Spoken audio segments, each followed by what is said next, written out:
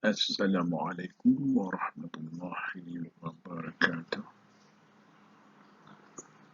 Alhamdulillah dikurniakan saya hari ini hidup untuk hari yang ke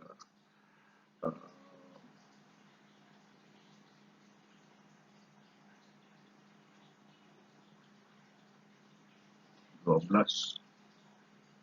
Hijrah, 12 Zulhijjah 1441.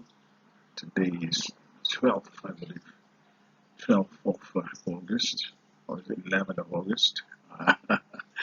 Crazy that we can't keep up with the date. Now, I am back for this Environmental Quality Clean Air Regulations 2014, and this particular video is bringing us to look into the third schedule, which is part B of the third schedule.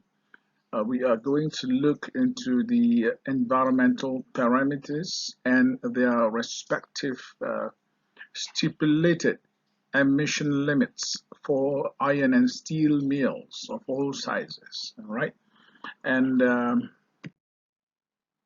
this is what I have shown you.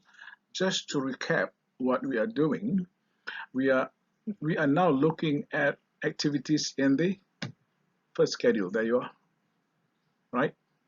And as I said, if you remember this particular slide, we call this the Google map of Clean Air Regulations 2014, whereby, as I said in that particular video, activities which are listed in the first schedule here, their emissions standard shall only refer to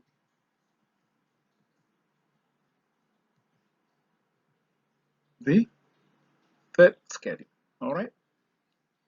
For those activities listed in the first schedule, they don't have to bother fourth schedule and fifth schedule.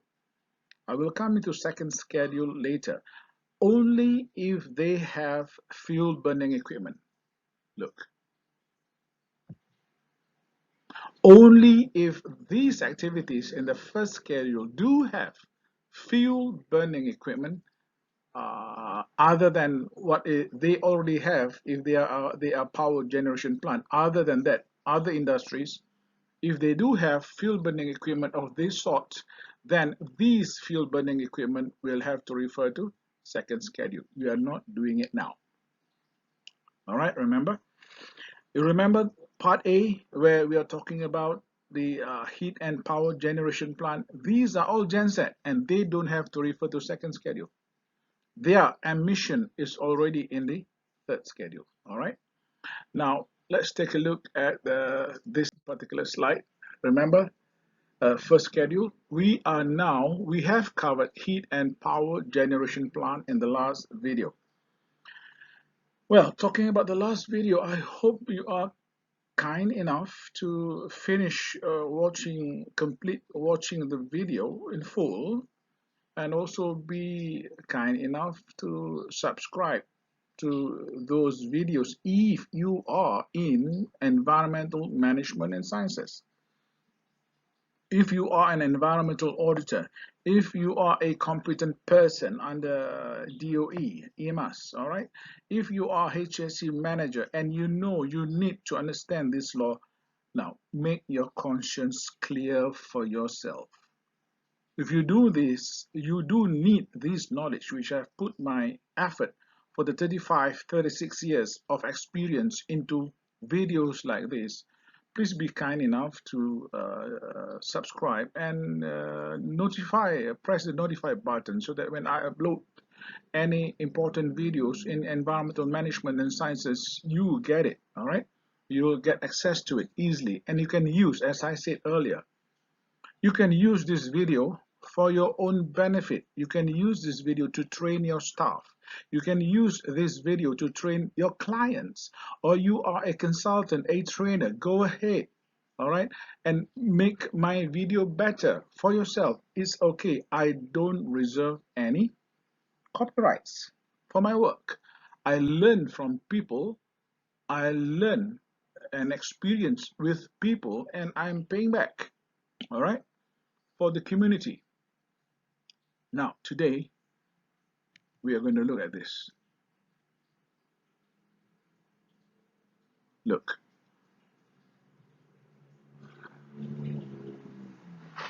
we are going to look at iron and steel mill of all sizes.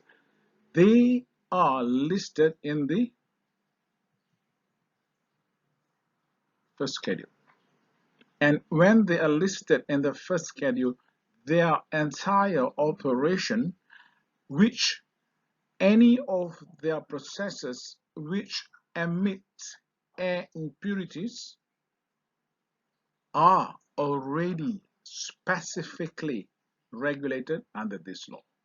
Okay, and we are about to look at that law. Let's go into that particular regulation. Now we will, this is the slide on the list of activities in the first schedule. Now let's go into iron and steel. What does the law has got to say? All right. In this particular law of Malaysia, namely the Environmental Quality Act, as you know, one of the regulation is Environmental Quality Clean Air Regulations 2014. I have made a summary from the law book, okay, whereby I have I have displayed before you all the types of plants that is being used and is regulated in this law related to iron and steel mill. The law says iron and steel mill of all sizes, metal ore, pig iron, steel, castings work, and hot rolling mills, okay, all these will be subscribing to this particular regulation 13 subclause B. Now, I have here, if you look at this downwards, these are all the different types of plants: sinter plants, coke plants, blast furnace, basic furnace, arc furnace, and rolling mill. You got it? Now, on this side, we have got all the parameters. There you are: sulfur dioxide, nitrogen dioxide, total particulate matter, total lead, and non-methane volatile organic carbon. And also this one is about PCDD, polychlorinated dibenzodioxin, and PCDF, which is polychlorinated dibenzofurane. Look, that is why they don't have to look at fourth and fifth schedule. All the hazardous materials or air impurities which is known to come from their operation is already covered here, such as non-methane volatile organic carbon of any variance, all right, total lead, sulfur dioxide, these are all covered. And as you know, the fourth schedule is on dioxin and furane. It is already covered here. All right, I hope that's clear. Now, remember this one, red fonts. I have given you red fonts here because if you see red fonts like this one,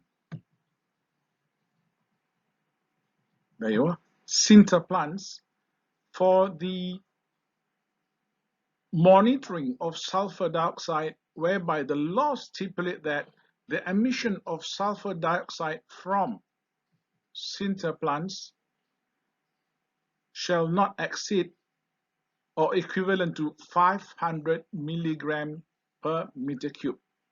And the next one, for nitrogen dioxide, the limit is 400 milligram per meter cube, and total particulate matter is 50 milligram per meter cube.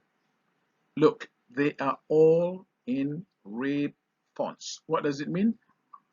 For all these parameters, which is sulfur dioxide, nitrogen dioxide, and total particulate matter, the law requires them to install, here you are, what we call this, continuous emission monitoring system, only for sulfur dioxide parameter, nitrogen dioxide parameter, and total particulate matter. They don't require CEMS for total lead, no need, all right? They don't require CEMS for non-methane volatile organic carbon. They don't require CEMS for polychlorinated dibenzodioxane and polychlorinated dibenzofurane. So what do? How do they go about? First of all, for Sinter plants, they have to install CEMS for these three parameters: sulfur dioxide, nitrogen dioxide, and total particulate matter. That's done. What about total lead, VOC, and also dioxin and furane? What do? First of all, total lead is only one parameter. But if you look at non-methane volatile organic carbon, there are various parameters. For example, isopropyl alcohol is methane, volatile organic carbon. So what is non-methane volatile organic carbon? All right.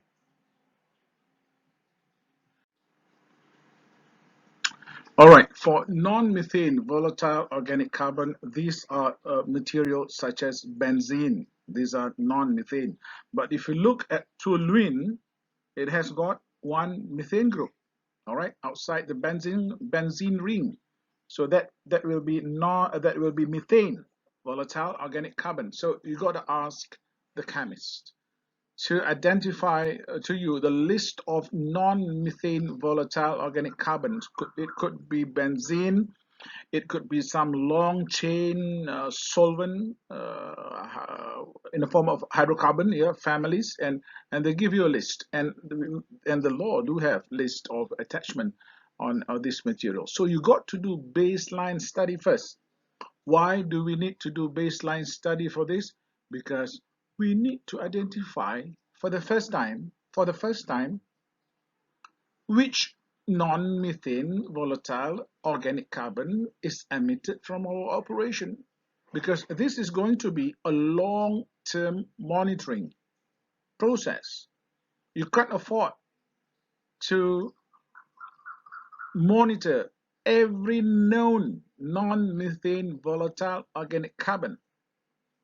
It is not cheap, first of all, and it is, second thing, it is not related to you. What for? So just do a baseline study, a thorough one, detailed, and determine which strain, which species of the non-methane volatile organic carbon is related to you. You got it? So that's how you do NMVOC, all right? Not every NMVOC known to science, okay? Just identify.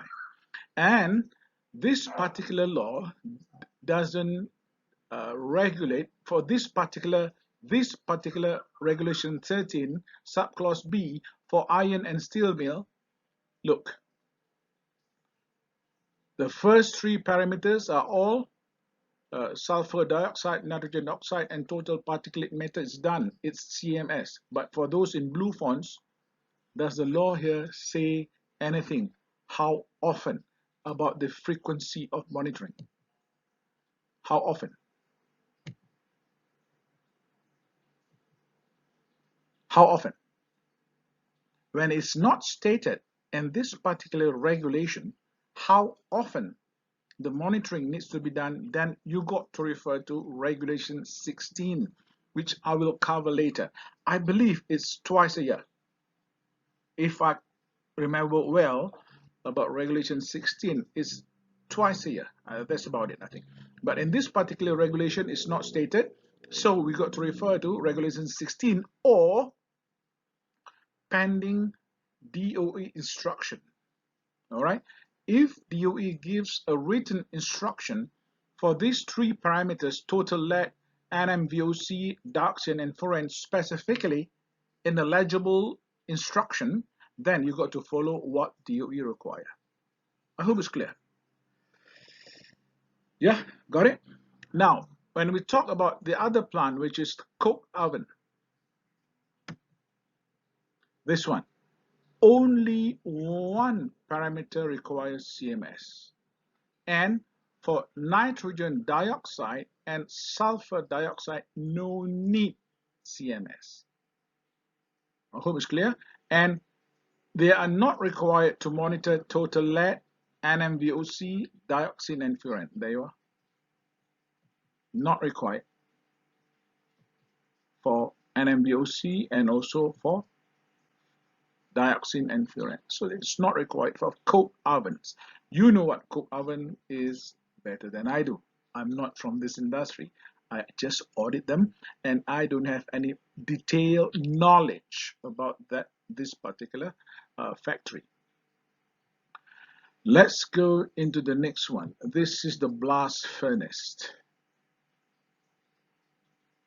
Similarly, they have only to comply to one parameter, which is total particulate matter, and they have got to install CEMS for that.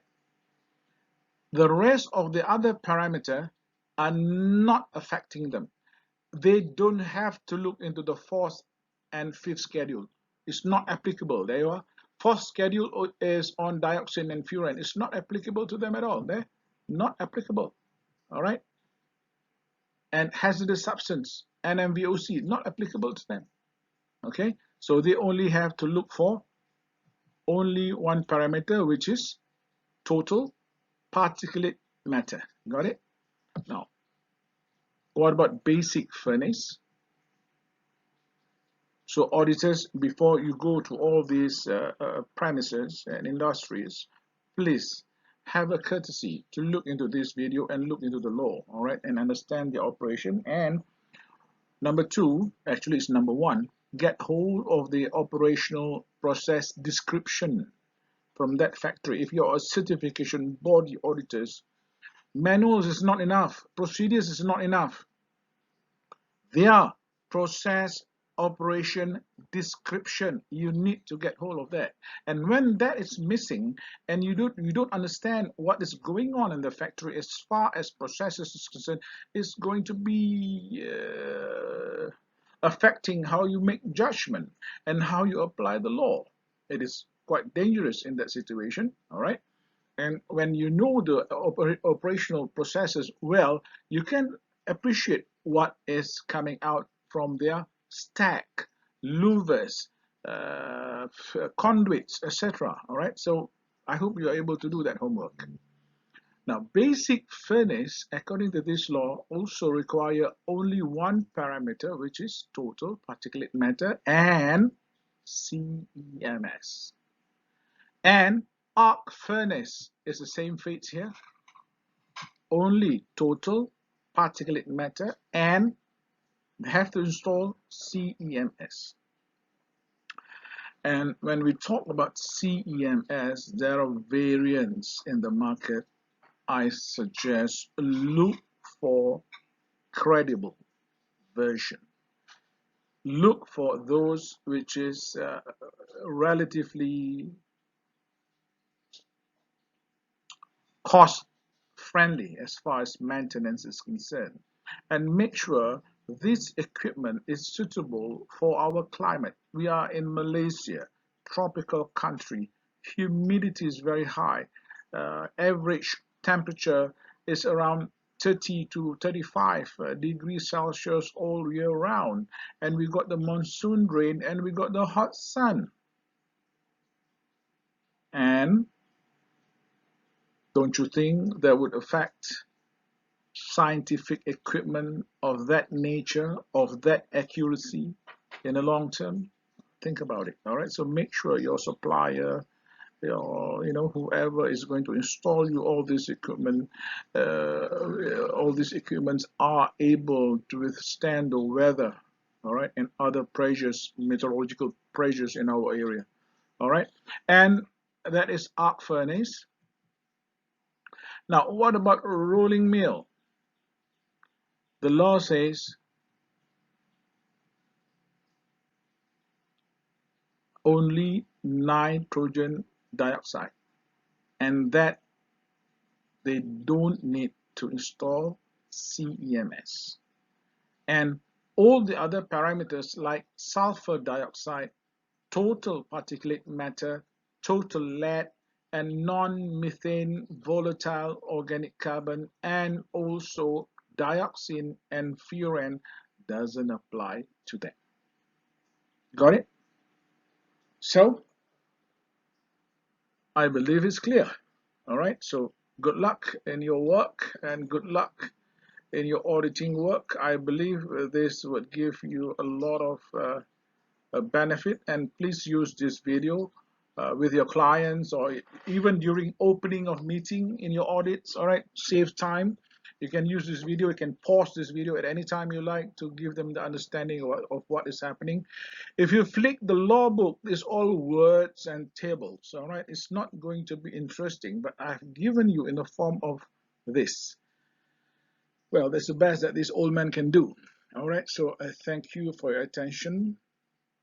Please watch a video on Regulation 3 to understand this, and I want you to master this. If you are in the line of environmental sciences and management, HSC manager, especially competent persons, dust collector, scrubber, and all this, please master this. I expect your knowledge in this is much, much better than what I have acquired. So thank you for the time. I pray to God that I live another day to do something better in my life, and I hope you are able to share this with your friends and those in need. And please have a clear conscience of what you are doing with these videos. Your conscience will tell you whether you need it or not. You don't have to pay anything to me. All I need you to do is to subscribe, so it will go direct to your subscription of YouTube, of our YouTube channel. If you're a member of the WhatsApp group, sometimes I might not upload it there, but normally I would upload in Facebook and also my blog. As you know, sekitasynergy.blogspot.my. I upload it there. So have a good time. I wish everybody Assalamu alaikum wa rahmatullahi wa barakatuh. Thanks for attention. All the best in your environmental endeavor. Wish me in good health and zest to come up with the next video. Thank you very much. Take care.